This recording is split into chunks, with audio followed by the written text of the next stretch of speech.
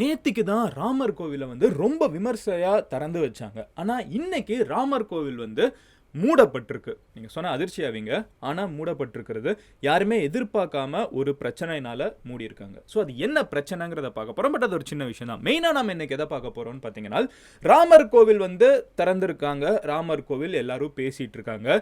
பிடிச்சவங்க இருக்காங்க, பிடிக்காதவங்க இருக்காங்க. ஒரு மாதிரி ஏகப்பட்ட டிஸ்கஷன் அதை சுற்றி நடந்துட்டு இருக்கு. அது எல்லாத்தையும் தாண்டி உண்மையிலே அங்கே கண்ணு முன்னாடி ஒரு ஸ்ட்ரக்சர் இருக்குது. கோர்ட் வந்து ராமர் கோவில் கட்டுறதுக்கு இந்த இடம் யூஸ் பண்ணலான்னு சொன்னா, அதே நேரத்தில் நீங்க இன்னொரு பங்கு இடத்த வந்து இஸ்லாமியர்களுக்கு ஒரு மசூதி கட்டுறதுக்கு கொடுக்கணும்னு சொல்லி ஜட்ஜ்மெண்ட் கொடுத்தாங்க.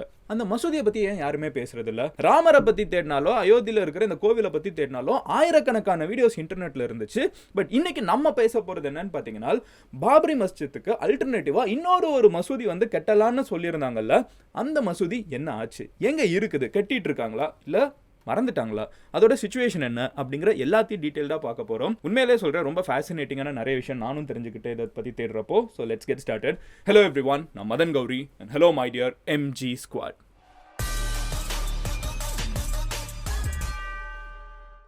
முதல் விஷயம் என்ன அப்படின்னு பார்த்தீங்கன்னா, இன்னைக்கு ராமர் கோவிலையும் மூடிட்டாங்க. அயோத்தியில் இருக்கிற இந்த ராம் மந்திரையும் மூடிட்டாங்கன்னு சொல்லிடுறேன். ஸோ நேற்றுக்கு பிரைம் மினிஸ்டர் வந்து திறந்து வைக்கிறப்போ மேசிவான ஒரு அனௌன்ஸ்மெண்ட் மேக் பண்ணியிருந்தாங்க. நம்மளுக்கே தெரியும், அதை பற்றி பேசாத ஆளே கிடையாது. ஒன்று பிடிச்சி பேசியிருப்பாங்க, இல்லை பிடிக்காம பேசியிருந்திருப்பாங்க. பட் எல்லாருமே பேசிகிட்டு இருந்தாங்க. அதை பற்றி அவ்வளோ பெரிய ஒரு விஷயமா பண்ணியிருந்தாங்க. எப்போவுமே ஒரு மிகப்பெரிய விஷயத்த நம்ம பண்ணுறோன்னா அதோட ரியாக்ஷன் என்ன இருக்குங்கிறத நம்ம யோசிச்சிருக்கணும். இவ்வளோ பெருசாக இதை ப்ரொமோட் பண்ணதுக்கப்புறம் அடுத்த நாள் அவங்க எவ்வளோ கூட்டம் வரும்னு மட்டும் யோசிச்சு பாருங்க. அயோத்தின்னு சொல்லப்படுற இந்த ஒரு இடம் வந்து சென்னை மாதிரி ஒரு பெரிய சிட்டி கிடையாது. மும்பை அளவுக்கு ஒரு மிகப்பெரிய அகாமடேஷன் இருக்கிற இடமும் கிடையாது. மேன் பவர் அந்த அளவுக்கு கிடையாது. இது ரொம்ப ஸ்மால் டவுன். அயோத்தியா வந்து நம்ம ஊரில் இருக்கிற ஒரு சின்ன கோவில் மட்டுமே மையப்படுத்தி இருக்கிற ஏதாவது ஒரு ஊர் இருக்கும்ல, அந்த மாதிரி ஒரு சின்ன ஊரை நம்ம கம்பேர் பண்ணிடலாம். ஸோ அந்த மாதிரி இருக்கிற ஒரு சின்ன ஊருக்குள்ள நேற்றுக்கே பார்த்தீங்கன்னா ரொம்ப ரெஸ்ட்ரிக்டட் க்ரௌடு தான் இருந்தாங்க. அந்த செலிபிரிட்டிஸ் எல்லாருமே நீங்கள் மொத்தமாக எண்ணி பார்த்தீங்கன்னா கூட அயோத்திக்குள்ள ஒரு 6000 பேர் 7000 பேர் தான் இன்வைட்டீஸ் இருந்தாங்க. இது எல்லாருமே ஆர்கனைசேஷன் ஸ்ட்ரக்சரில் மட்டும்தான் இருந்தாங்க. 10,000 செக்யூரிட்டி கேமு, 10,000 போலீஸ்னு எல்லாத்தையுமே இறக்கியிருந்தாங்க. கரெக்டாக நேற்றுக்கு அது அந்த ஆயிரக்கணக்கான பேருக்கு மட்டும்தான். இன்னைக்கு இது பப்ளிக்கு ஓப்பன் பண்ணுறாங்க. யாருனாலும் ஆக்சஸ் பண்ணலான்னு ஓப்பன் பண்ணுறப்போ அங்கே வந்த க்ரௌடை வந்து இவங்க நினைச்சு கூட பார்க்க முடியாத க்ரௌடாக இருந்திருக்குது. லட்சக்கணக்கான மக்கள் வந்து அயோத்தியில் ஒரே நேரத்தில் இறங்கியிருக்காங்க. லிட்டரலாக போலீஸ் வந்து எவ்வளவோ கட்டுப்படுத்தணும்னு சொல்லிட்டு ஏகப்பட்ட பேரிகேடெல்லாம் போட்டிருந்தாலும் அங்கே இருக்கிற மக்கள் வந்து பேரிகேடையே தாண்டி தூக்கி போட்டு உள்ளுக்குள்ளே போகிற காட்சிகள்லாம் ட்விட்டரில் பார்க்க முடிஞ்சிச்சு. ஸோ நினச்சி கூட பார்க்க முடியாத க்ரௌடு. முதல்ல வந்து நினச்சிருந்தாங்க, சரி இன்னைக்கு காலையில் இருந்தவங்க சாயங்காலம் பார்க்கறதுக்கு நேரமாகும்னு. அப்புறம் இல்லை இன்னைக்கு காலையில் இருந்தவங்க நைட்டு பார்த்துடலாம். அப்புறம் இன்னைக்கு உள்ள என்ட்ரி ஆக முடியாத அளவுக்கு அவ்வளோ கூட்டம் இருக்குதுன்னு தெரிஞ்ச உடனே சரி இந்த க்ரௌடை நம்மளால் ஹேண்டிலே பண்ண முடியலங்கிற ஒரு ரியலைசேஷனுக்கு வந்து லோக்கல் அத்தாரிட்டிஸும் போலீஸும் சேர்ந்து கோவிலை டெம்பரவரியாக மூடி வச்சுட்டாங்க.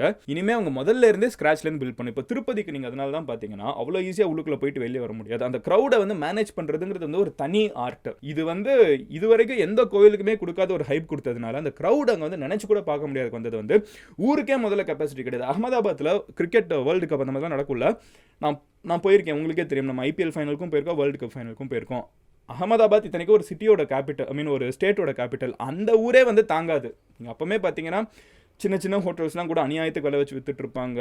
ஒரு கெப்பாசிட்டியே கிடையாது அந்த ஊருக்கு அதை தாங்கிறதுக்கு. ஆனால் அங்கே ஒரு ஸ்டேடியம் வந்துருச்சுன்னு முழுக்குள்ளே போகிறப்போ அந்த க்ரௌட் மேட்ச் முடிஞ்சு வெளியே போகிறதா இருக்கட்டும், உள்ளே வரதா இருக்கட்டும், மேனேஜ் பண்ணுறதே கொஞ்சம் கஷ்டமாக இருக்கும். இப்போ அதெல்லாம் நினச்சி கூட பார்க்க முடியாத க்ரௌடுங்கிறதுனால அதை மேனேஜ் பண்ண முடியாமல் இப்போதைக்கு டெம்பரவரியாக சாத்தி வச்சிருக்காங்கன்னு தெரிஞ்சுக்கோங்க. பட் எனிவே இது ஒரு சின்ன அப்டேட் தான். மெயினாக நம்ம ஃபோக்கஸ் பண்ண போகிறது என்னன்னு பார்த்தீங்கன்னா, மஸ்ஜித் முகமது பின் அப்துல்லாவை பற்றி. அது பாபரி மஸ்ஜிதை பற்றி பேசுகிறேன்னு சொல்லிட்டு திடீர்னு வேறு ஏதோ ஒரு மசூதியை பற்றி பேசுகிறேன்னு கேட்டிங்கன்னா, இதுதான் அல்டர்னேட்டிவாக வரக்கூடிய ஒரு மசூதியோட ஒரு பெயர். இதை நம்ம வைக்கல, இதை வச்சிருக்கிறது யாருன்னு பார்த்தீங்கன்னா ஒரு 1000 இஸ்லாமிய தலைவர்கள் ஒன்றா சேர்ந்து அந்த மசூதிக்கு பேர் வச்சிருக்காங்க.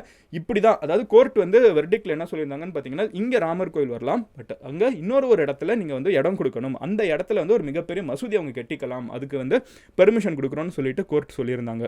அந்த கோர்ட்டோட வெர்டிக்ட் படியே வந்து ஒரு மசூதி வரக்கூடிய இடம் இருக்கணும்ல, அங்கே இடம்லாம் இருக்குது. இந்த இடம் எங்கே இருக்குதுன்னு பார்த்தீங்கன்னா, அயோத்தியாவிலிருந்து ஒரு 25 கிலோமீட்டர் தூரத்தில் வந்து தானிப்பூர் அப்படின்னு சொல்லப்படுற ஒரு கிராமம் இருக்குது. அந்த கிராமத்தில் நீங்கள் ஒரு மசூதி கட்டலாம் அப்படின்னு சொல்லியிருந்தாங்க. இந்த இடம் கொடுத்தப்பமே வந்து 2 விதமான கமெண்ட்ஸ் வர ஆரம்பிச்சிச்சு. ஒரு சைடு இருந்துக்கிட்டு ஓகே இது ஒரு நல்ல விஷயம் அப்படின்னு சொன்னாங்க. ஆனால் இந்த ரெண்டாவது மெயினாக அயோத்தியாவில் இருக்கிற முஸ்லீம்ஸ் இருப்பாங்கல்ல, அவங்க கன்சிடரபிள் பாப்புலேஷன், சின்ன பாப்புலேஷனில் ஒரு மேஜர் நம்பர் ஆஃப் முஸ்லீம்ஸ் வந்து அயோத்தியாவில் இருக்காங்க. அவங்கெல்லாம் என்ன சொன்னாங்கன்னா, பார்த்தீங்கன்னா எங்கள் ஊர் இங்கே இருக்குது, 25 கிலோமீட்டர் தள்ளி நீங்கள் மசூதியை கட்டி வச்சிங்கன்னா டெய்லி எப்படி போயிட்டு வர முடியும்? அது வாரத்துக்கு ஒரு நாள் போகணும்னா கூட 50 கிலோமீட்டர் போயிட்டு வரதுக்கு மட்டுமே இருந்துச்சுன்னா எப்படி போயிட்டு வர முடியும்? இது எப்படி ப்ராக்டிக்கலாக பாசிபிள்னு சொல்லிட்டு நிறைய பேர் விமர்சனங்கள் எழுப்பியிருந்தாங்க. அண்ட் அது போக இன்னொரு ஒரு விஷயம் என்னன்னு பார்த்தீங்கன்னா, ஜென்ரலாகவே முஸ்லீம்ஸ் வந்து எஸ்பெஷலி அயோத்தியாலேயே நிறைய முஸ்லீம்ஸ் இருக்கிறதுனால இந்த கோவிலை வேற நேற்றுக்கு திறந்தாங்கல்ல, அப்போவே அவங்களுக்கு நிறைய டென்ஷன்லாம் இருந்திருக்கு, நம்மளால பார்க்க முடியுது. நிறைய பேர் இருந்துக்கிட்டு ஏதாவது ஒரு கலவரம் வந்துருமோ அப்படிங்கிற ஒரு அச்சத்திலே நிறைய பேர் வந்து வீட்டை விட்டே வெளியே வராமல் இருந்திருக்காங்க. நிறைய பேர் வந்து வீட்டிலேயே இல்லாமல் ஒரு வாரத்துக்கு நான் ஊர்லேயே இருக்க போகிறது, அயோத்தியாலே இருக்க போகிறதுல, வீட்டை விட்டு நான் சொந்தக்காரங்க வீட்டுக்கு போகிறேன்னு கிளம்பி போனவங்க இருக்காங்க. ஸோ நிறைய பேர் வந்து அந்த மாதிரி கருத்தோட இருக்காங்க. இப்போ என்ன ஆகுதுன்னு பார்த்தீங்கன்னா, இந்த மசூதி இன்னொன்று அல்டர்னேட்டிவாக கொடுக்கணுங்கிற ஒரு மசூதி வந்து 25 கிலோமீட்டர் தூரத்தில் வந்து ஒரு இடம் கொடுக்கப்படுது. இருந்தாலும் பரவாயில்ல, ஒரு மஸ்ஜித் கட்டிடலாம் அப்படின்னு முடிவு பண்ணிட்டு ஒரு பேர் வைக்கிறாங்க. அந்த மசூதிக்கு என்ன பேர் வைக்கலாம்னு யோசிக்கிறப்போ ஒரு 1000 இஸ்லாமிய தலைவர்கள் ஒன்றா சேர்ந்து, இந்தியன் தலைவர்கள் எல்லாருமே மஸ்ஜித் முகமது பின் அப்துல்லா அப்படிங்கிற ஒரு பேர் வைக்கலான்னு சொல்கிறாங்க. இதை நடத்துகிற ஒரு போர்டு இருக்கணும்ல. ஸோ இதெல்லாம் ஓகே, பட் யார் கட்டுறது? அதுக்கு ஒரு அசோசியேஷன் இருக்கணும்ல. அது யாருன்னு பார்த்தீங்கன்னா இண்டோ இஸ்லாமிக் கல்ச்சுரல் ஃபவுண்டேஷன் அப்படின்னு சொல்லப்பட்ட ஒரு அமைப்பு, IICF அப்படிங்கிற ஒரு அமைப்பு வந்து இதுக்கு பொறுப்பேற்றுக்கிறாங்க. இவங்களுக்கு வந்து ஒரு 5 ஏக்கர் மொத்தமாக கிடச்சிருக்குது இந்த மிகப்பெரிய மசூதியை கட்டுறதுக்கு. அதுக்கு அவங்க என்ன பண்ணுறாங்கன்னு பார்த்தீங்கன்னா, முதல்ல வந்து இந்தியன் மசூதி மாதிரி நம்ம கட்டலாம் அப்படின்னு சொல்லி பேச ஆரம்பிக்கிறாங்க. பட் அப்படிலாம் வேணாம், நம்ம அல்டர்னேட்டிவாக மிடில் ஈஸ்ட்லலாம் வந்து பார்த்தீங்கன்னா த பிக் மாஸ்க் அப்படின்லாம் சொல்கிற மாதிரி ரொம்ப பெரிய டூம்லாம் வச்சு மிகப்பெரிய மாஸ்க் இருக்கும். இந்த அபுதாபி போயிருந்தாலோ இல்லை துபாயெலாம் போயிருந்தாலும் அங்கே இருக்கிற மசூதியெல்லாம் பார்த்தீங்கன்னா ரொம்ப கிராண்டாக இருக்கும், பெரிய டோம் இருக்கும். அந்த மாதிரி ஒரு ஆயிரக்கணக்கான பேர் ஒரே நேரத்தில் உள்ளுக்குள்ள தொழுகிற அளவுக்கு மேசிவான ஸ்ட்ரக்சர் இருக்கும். ஸோ அந்த மாதிரி ஒரு மசூதி கட்டலாம் அப்படின்னு சொல்லி முடிவு பண்ணிட்டு, மிகப்பெரிய சைஸில் இருக்கணும்னு முடிவு பண்ணிட்டு 5000 பேர் ஒரே நேரத்தில் உள்ளுக்குள்ளே ப்ரே பண்ணுற அளவுக்கு ஒரு மிகப்பெரிய மாஸ்க்கை கட்டணும்னு சொல்லி முடிவு பண்ணுறாங்க. அதில் இன்னொரு ஒரு பியூட்டிஃபுல்லான விஷயம் அவங்க என்ன பண்ணுறாங்கன்னு பார்த்தீங்கன்னா, மசூதி மட்டும் கட்டினா பத்தாது. ஒரிஜினல் பிளான் என்னன்னு பார்த்தீங்கன்னா ஒரு 15,000 ஸ்கொயர் ஃபீட்டுக்கு ஒரு மசூதி கட்டலாம். இல்லை நம்ம பெருசாக கட்டணும், நல்லா ரொம்ப வருஷத்துக்கு பேசப்படுற மாதிரி கட்டணும்னா ஒரு 40,000 ஸ்கொயர் ஃபீட்டுக்கு ஒரு மசூதி கட்டலாம் அப்படின்னு முடிவு பண்ணுறாங்க. அது மட்டுமே இல்லாமல் இதில் ஏதாவது ஒரு பொது நலனும் இருக்கணும் அப்படிங்கிறது கருதி நாங்கள் ஒரு ஹாஸ்பிட்டல் கட்ட போகிறோம் அப்படின்னு சொல்கிறாங்க. ஹாஸ்பிட்டல் வந்து பார்த்தீங்கன்னா கிட்டத்தட்ட 300லேருந்து 500 பெட் இருக்கிற மாதிரி அந்த மசூதியோட காம்ப்ளெக்ஸ். ஸோ இப்போ இந்த ராமர் கோயிலுமே பார்த்தீங்கன்னா அது ஒரு காம்ப்ளெக்ஸ். கோவிலுங்கிறது மையப்புள்ளியில் இருக்கே தவிர அதை சுற்றி நிறைய இந்த ராமாயணம், அப்புறம் வந்து ராமாயணம் கார்டன்ஸு, அப்புறம் வந்து ராமரை பற்றின மியூசியம், ஹிஸ்ட்ரி, இந்த மாதிரி வந்து என்ன சொல்ல அவங்களோட லிட்ரேச்சர் இதெல்லாம் என்கரேஜ் பண்ணுற மாதிரி நிறைய விஷயங்கள் அதை சுற்றி வரும்னு சொன்னாங்க. அந்த மாதிரி இங்கே மசூதி ஒன்று இருந்தாலும் அதை கிட்டே வந்து இன்னொரு ஒரு பெரிய ஹாஸ்பிட்டல் கொண்டு வரும். இது மக்களுக்கு நல்லதாக இருக்கும். ஒரு 300லேருந்து 500 பேர் வந்து ஒரே நேரத்தில் ட்ரீட் பண்ணப்படுற அளவுக்கு ஒரு மிகப்பெரிய ஹாஸ்பிட்டலும் கட்டுவோம். அண்ட் அது போகவே வந்து இந்த காம்ப்ளெக்ஸ்குள்ளே, இந்த மசூதியோட காம்ப்ளெக்ஸ்குள்ளே வந்து மியூசியம் இருக்கும். அது போக வந்து ஒரு ரிசர்ச் சென்டர், ஸ்காலர்ஸ்லாம் வந்து இஸ்லாமை படிச்சுக்கிறதுக்கு ஒரு ரிசர்ச் சென்டர் கட்டுவோம்னு சொல்லிட்டு ஒரு மிகப்பெரிய பிளானை வந்து அவங்க தீட்டுறாங்க. இதை வந்து அவங்க தீட்டினதுக்கப்புறம் இப்போ சூப்பராக கன்ஸ்ட்ரக்ஷன் போயிட்டு இருக்க மாதிரி எந்த நிலைமையில இருக்குன்னு கேட்டிங்கன்னா, இப்போ இந்த இடத்த போய் நம்ம பார்த்தோம்னா, அதாவது 25 கிலோமீட்டர் அயோத்தியாவிலேருந்து தள்ளி தானிப்பூரில் போய் பார்த்தோம்னா அந்த இடம் வந்து ரொம்ப ரொம்ப ரொம்ப எம்டியாக இருக்கும் அப்படிங்கிறத நம்மளால் பார்க்க முடியுது. இன்ஃபேக்ட் பசங்கள்லாம் வந்து சும்மா கிரிக்கெட் விளையாண்டுட்டு இருக்காங்க. அந்த இடத்துல எதுவுமே கன்ஸ்ட்ரக்ஷன் ஆரம்பிக்கலை. நம்ம 2 பேருக்குமே வந்து ஒரே காலகட்டத்தில் தான் கோர்ட்டு வெர்டிக்ட் கொடுக்குறாங்க. கோர்ட்டு வந்து ஒரே நாள் தான் வந்து கோவிலும் கட்டிக்கலான்னு சொல்கிறாங்க, மசூதியும் கட்டிக்கலான்னு சொல்கிறாங்க. ஒரு 3-4 வருஷத்தில் கோவில் திறந்து கும்பாபிஷேகம் பண்ணுற அளவுக்கு அவங்க ரெடி ஆகிட்டாங்க. இன்னொரு சைடு தான் கும்பாபிஷேகம் இல்லைன்னா பிரான் பிரதிஷ்டா பண்ணுற அளவுக்கு வந்து ரெடி ஆகிட்டாங்க. இன்னும் கோவில் கட்டி முடிக்கல, பட் அட்லீஸ்ட் அதுக்கு நெருங்கி ஒரு பெரிய ஸ்ட்ரக்சரை உருவாக்கிட்டாங்க, எல்லாரும் விசிட் பண்ணுற அளவுக்கு ரெடி ஆகிடுச்சு. இந்த சைடு பசங்க கிரிக்கெட் விளையாண்டுட்டு இருக்கிற அளவுக்கு தான் கிரவுண்ட் எம்டியாக இருக்குது, இன்னும் எதுவுமே நடக்கலை. இவ்வளோ பெரிய பிளான் நல்லா இருக்குது. அது எஸ்பெஷலி இந்த ஹாஸ்பிட்டல் விஷயம்லாம் ரொம்ப பியூட்டிஃபுல்லாக இருக்குது.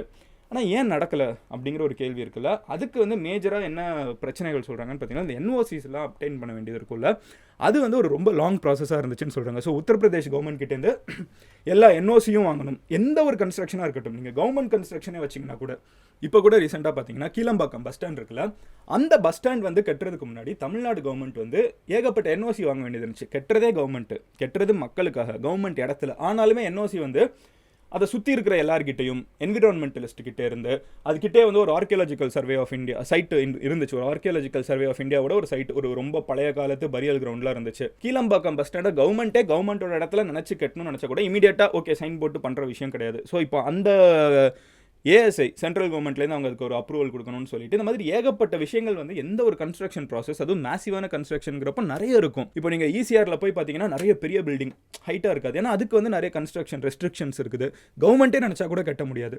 ஸோ அந்த மாதிரி நிறைய ரெஸ்ட்ரிக்ஷன்ஸ் இருக்கிறதுனால இந்த என்ஓசி வாங்குறதுக்கெல்லாம் ரொம்ப நாள் ஆயிடுச்சு அப்படின்னு சொல்கிறாங்க. இன்னொரு சைடு வந்து இல்லை வேணும்னே டிலே பண்ணிட்டாங்க அப்படின்னு சொல்கிறாங்க. பட் நம்மளுக்கு என்னன்னு தெரியல. பட் மேஜராக என்ஓசிஸ் வாங்குறதுக்கு ஒரு டிலே இருந்திருக்குது. ரெண்டாவது என்ன அப்படின்னு பார்த்தீங்கன்னா அயோத்தியா டெவலப்மெண்ட் அத்தாரிட்டி அப்படின்னு சொல்லப்படுற ஒரு அமைப்பு இருக்குது. இப்போ சென்னையில் பார்த்தீங்கன்னா Chennai CMDA, Chennai metropolitan development அத்தாரிட்டின்னு ஒன்று இருக்கும். அவங்க தான் வந்து சென்னையில் என்னென்ன பில்டிங்ஸ் வரலாம் எல்லாமே வந்து அப்ரூவல் கொடுப்பாங்க, பிளான் எல்லாம் அங்கீகரிப்பாங்க. இது நல்லா, ஏன்னா இஷ்டத்துக்கு எல்லாருமே எல்லா இடத்துலையும் கட்டிடக்கூடாது. இல்லை, ஒரு பார்க் இருக்குன்னா கிட்ட வந்து ஒரு பார் வரக்கூடாது, ஒரு ஸ்கூல் இருக்குன்னா அந்த ஏரியாக்குள்ளேயே எந்த பப்பும் வரக்கூடாது. இந்த மாதிரி நிறைய கால்குலேஷன்லாம் போட்டு வைப்பாங்க. இது ஒரு சின்ன எக்ஸாம்பிள். அந்த மாதிரி எந்த கன்ஸ்ட்ரக்ஷன் சென்னைக்குள்ளே நடந்தாலும் சிஎம்டிஏ வந்து அது இன்றைக்கி மட்டும் இல்லை, அடுத்த 50-100 வருஷத்துக்கு வந்து யோசிச்சு இது செய்யலாமா வேணாமான்னு சொல்லி அங்கீகாரம் கொடுக்கணும். ரெசிடென்ஷியல்லேருந்து எல்லாத்துக்குமே அந்த அப்ரூவல் கொடுக்கணும். அந்த மாதிரி அயோத்தியாவில் வந்து டெவலப்மெண்ட் அத்தாரிட்டி, அயோத்தியா டெவலப்மெண்ட் அத்தாரிட்டின்னு ஒன்று இருக்குது. அவங்க வந்து மாஸ்க் அண்ட் ஹாஸ்பிட்டல் மேப்பை வந்து ரிலீஸ் பண்ணும். ஓகே ஃபைன், இதெல்லாம் நாங்கள் அங்கீகரிக்கிறோம்னு சொல்லிட்டு அது வந்து இன்னும் ஹோல்டில் இருக்குது, அது இன்னும் கிடைக்கல அப்படின்னு சொல்லிட்டு இருக்காங்க.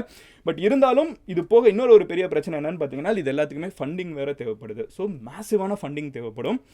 அந்த ஃபண்டிங் வந்து எந்த காசு அடிச்சிட்டாங்க அப்படிலாம் பேர் இருந்துடக்கூடாதுன்னு நினைக்கிறதுனால இண்டோ இஸ்லாமிக் கல்ச்சுரல் ஃபவுண்டேஷன் என்ன முடிவு பண்ணியிருக்காங்கன்னா ஒரு பப்ளிக்காக ஒரு மிகப்பெரிய க்ரௌட் ஃபண்டிங் கேம்பெயின் நடத்தலாம். எந்த மதத்தில் இருக்கிறவங்களுமே கான்ட்ரிபியூட் பண்ணலாம், முஸ்லிம்ஸ் மட்டும்தான் இல்லை, எல்லா மதத்தில் இருக்கிறவங்களுமே கான்ட்ரிபியூட் பண்ணலாம். பப்ளிக்காக அந்த க்ரௌட் ஃபண்டிங் நடக்கட்டும், உலகத்துக்கே தெரியட்டும் எவ்வளோ காசு உள்ள வருது, எவ்வளோ கஷ்டப்பட்டு நம்ம இதை கட்டியிருக்கோம், எப்படி வந்து கட்ட போகிறோங்கிற எல்லா பிளானுமே இருக்கணும்னு சொல்லிட்டு க்ரௌட் ஃபண்டிங் கேம்பெயின் நடத்த போகிறாங்க.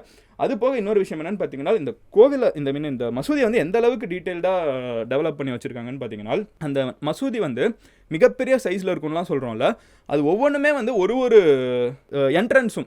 ஸோ மசூதி வந்து ஜென்ரலாக 4 இருக்கும்ல, 4 சைடுமே என்ட்ரு ஆகிட்டு போகிற அளவுக்கு ஒரு மேசிவான ஸ்ட்ரக்சராக அது கட்டணும்னு நினைக்கிறாங்க. நான் சொன்னேன் மிடில் ஈஸ்ட்டில் கிராண்ட் மாஸ்க்லாம் அப்படி தான் இருக்கும். அது ஒவ்வொரு இதுக்கும் பேர் கூட வச்சுருக்காங்க. ஒரு இதுக்கு பேர் வந்து ஹஸ்ரத் அபுபக்கர், ஒரு என்ட்ரன்ஸ்க்கு பேர், இன்னொன்றுக்கு பேர் உமார், இன்னொன்றுக்கு பேர் உஸ்மான், இன்னொன்றுக்கு பேர் அலி அப்படின்னு சொல்லிட்டு ஒரு 4 பேர் வச்சுருக்காங்க 4 என்ட்ரன்ஸ்க்கு.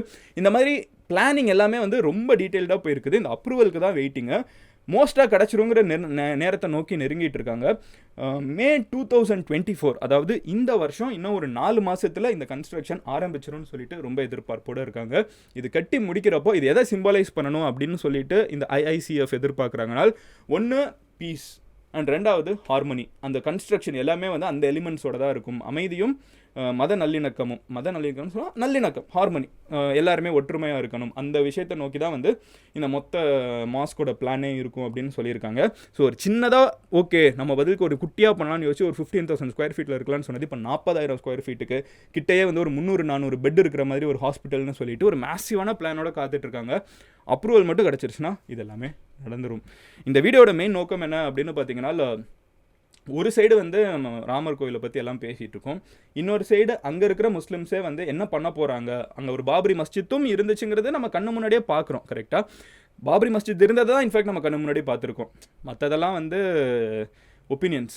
பட் இதில் வந்து நம்ம மெயினாக பார்க்குறது வந்து கண்ணு முன்னாடியே வந்து பாபரி மஸ்ஜித் இருந்திருக்குது, 1990s அடிக்கப்பட்டிருக்குது. இந்த வீடியோ பார்த்துட்டு இருக்கிற நிறைய பேர் வாழ்நாளில் பார்த்த ஒரு விஷயமே வந்து பாபரி மஸ்ஜித் இடிஞ்சு போயிருக்குங்கிறப்போ அவங்க அதை மறுபடியும் ரீகன்ஸ்ட்ரக்ட் பண்ணுறதை வந்து கண்டிப்பாக எப்படி போய் அதை பண்ணி முடிக்கிறாங்கங்கிறத பார்க்குற ஆர்வம் வந்து நம்ம எல்லாருக்குமே இருந்துகிட்ருக்கும். அண்ட் இது போக ஒரு முக்கியமான விஷயம் என்ன அப்படின்னு பார்த்தீங்கன்னா, பிபிசி வந்து ஒரு வீடியோ மேக் பண்ணியிருந்தாங்க. அதில் வந்து இந்தியாவில் இருக்கிற முஸ்லிம்ஸ், தமிழ்நாட்டில் இருக்கிற முஸ்லிம்ஸ் நிறைய பேர்கிட்ட போய் இந்த கன்ஸ்ட்ரக்ஷன், ராமர் கோவில் கன்ஸ்ட்ரக்ஷனை பற்றி என்ன நினைக்கிறீங்கன்னு கேட்டப்போ சிலர் வந்து ஓகே அவங்க பண்ணிட்டு போகிறாங்க, அதில் எங்களுக்கு ஒன்றும் பிரச்சனை இல்லை அப்படின்னு சொல்கிறதும், சில பேர் இருந்துக்கிட்டு ஒரு விஷயத்தை அட்ரஸ் பண்ணாங்க. இது வந்து ஒரு ஆரம்பம்னு நிறைய பேர் சொல்லிட்டு இருக்காங்க. இப்போது இங்கே அயோத்தியாவில் என்ன நடந்துச்சோ அதே மாதிரி அடுத்து வந்து காசியில் நடக்குங்கிறாங்க, அடுத்து வந்து மதுராவில் நடக்குங்கிறாங்க. ஏன்னா எல்லா இடத்துலையுமே பார்த்தீங்கன்னா கோவிலும் மசூதி அடுத்தடுத்து தான் இருக்கும். நானே கூட பர்சனலாக காசியில் அதை பார்த்துருக்கேன். நீங்கள் கோவிலேருந்து மசூதியை பார்க்கலாம், மசூதியிலேருந்து கோவிலை பார்க்கலாம். நடுவில் வந்து பேரிகேடு, காம்பவுண்ட் வால் எதுவுமே இருக்காது. மசூதி தான் கோவிலோட காம்பவுண்ட் வாலாகவே இருக்கும். இது ரெண்டையுமே டிஃப்ரென்ஷியேட் பண்ணுறதுக்குன்னு எதுவுமே கிடையாது. அதே மாதிரி மதுராலையும் அதே கதை தான். ஸோ அந்த மாதிரி வந்து இதை ஒரு ஆரம்ப புள்ளியை வச்சுட்டு அடுத்தடுத்துக்கு போவாங்கன்னு தோணுது.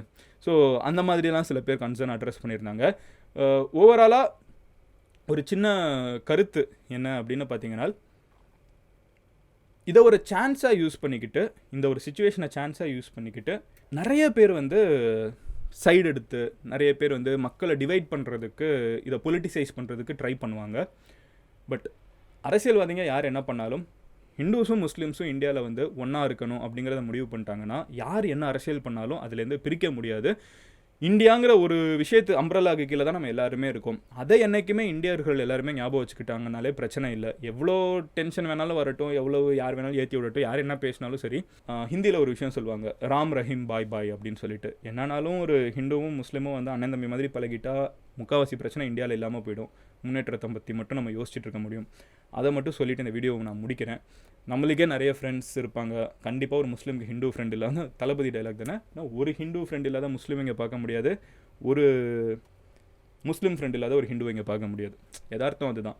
ஸோ அந்த மாதிரி இருக்கிற நேரத்தில் whatever happens, let's all remain with all love, care and friendship that we all have and continue to respect that peace and tranquillity அப்படின்னு மட்டும் சொல்லிட்டு இந்த வீடியோவை நான் சிம்பிளாக முடிச்சுக்கிறேன். உங்கள் ஃப்ரெண்ட்ஸ் யாராவது கோவிலை பற்றி நம்ம இவ்வளோ பேசிகிட்டு இருக்கோம், அந்த மசூதி என்னாச்சுன்னு தெரியாமலே இருக்குது அப்படின்னு சொன்னாங்கன்னா அவங்கக்கிட்ட இந்த வீடியோவை ஷேர் பண்ணுங்கள்.